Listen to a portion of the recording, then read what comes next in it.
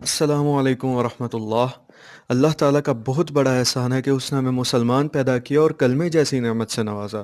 وہ کلمہ کیا ہے؟ لا الہ الا اللہ محمد الرسول اللہ۔ یہ کلمہ پڑھ کر ہم نے اقرار کیا کہ یا اللہ تیری ہی مان کر چلیں گے۔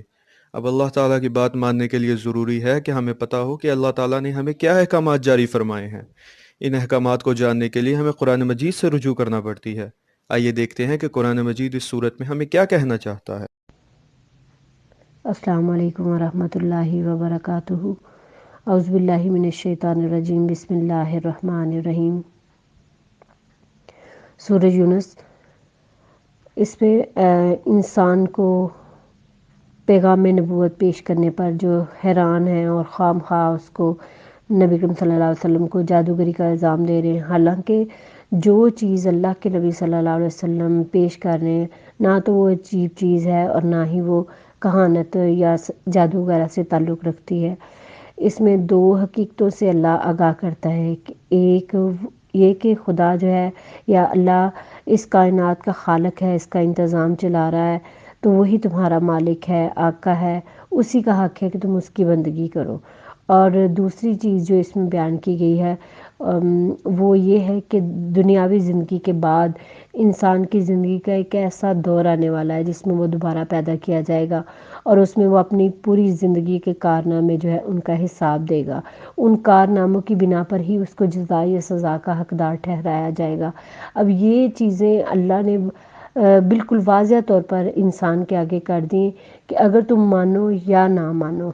اس نے تمہارے آگے وہ حقیقتیں کھول دی ہیں کہ تمہاری زندگی جو ہے وہ یہی نہیں ہے بلکہ اس کے آگے ایک اور زندگی ہے۔ اگر اس زندگی میں تم رب کی مان لو گے تو تمہاری آخرت بھی بہتر ہو جائے گی اور انجام بہتر ہوگا، وگرنہ تم اس کا نتیجہ جو ہے وہ خود دیکھ لو گے۔ اس میں اس صورت میں جن چیزوں کی بحث کی گئی ہے اس میں سب سے پہلے جو دلائل دیے گئے ہیں وہ اللہ کی وحدانیت پر، اللہ کے رب ہونے پر اور آخری زندگی کے بعد میں ہے۔ اور ایسے لوگ جو کہ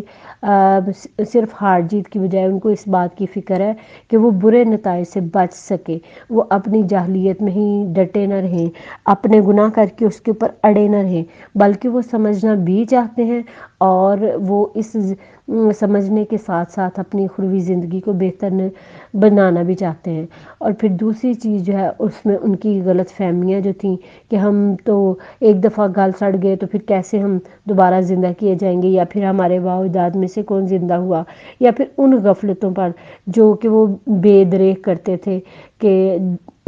ہم آئندہ کسی کے آگے جب بندے کو یہ اختیار حاصل ہو نا کہ ہم کسی کے آگے جواب دہ نہیں ہیں، تب پھر وہ اپنی من مانیاں کرتا ہے۔ تو ان چیزوں پر ان کو تنبیہ کی گئی ہے کہ توحید بھی ہے اور آخرت کا عقیدہ بھی ہے، جو کہ تم تسلیم کرو گے تو ہی فائدے میں رہو گے۔ تیسری چیز جو اس میں بیان کی گئی ہے وہ ان شبہات کا اور اعتراضات کا جواب ہے جو محمد صلی اللہ علیہ وسلم کی رسالت پر کیا جاتا اور آپ صلی اللہ علیہ وسلم کے پیغام کے بارے میں کیا جاتا۔ بعض لوگ آپ کو جادوگر کہتے، کاہن کہتے، مجنون کہتے، دیوانہ کہتے، اور بعض لوگ یہ خیال کرتے یا کہتے کہ آپ صلی اللہ علیہ وسلم جو ہے وہ کسی سے لکھوا کر لاتے ہیں۔ ان سارے شبہات جو ہیں ان کو دور کر دیا گیا اور دوسری زندگی میں جو چیزیں انسان کو پیش آنے والی ہیں ان کی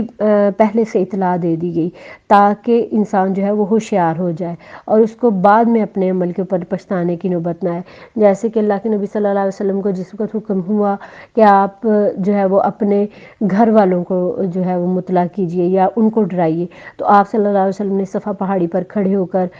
پکارا کہ یا صباحو، یعنی اے قریش کے اگر میں تمہیں، سب لوگ جمع ہو گئے تو ان سے کہا کہ اگر میں تمہیں کہوں کہ اس پہاڑ کے پیچھے ایک ایسا لشکر ہے جو تمہارے اوپر حملہ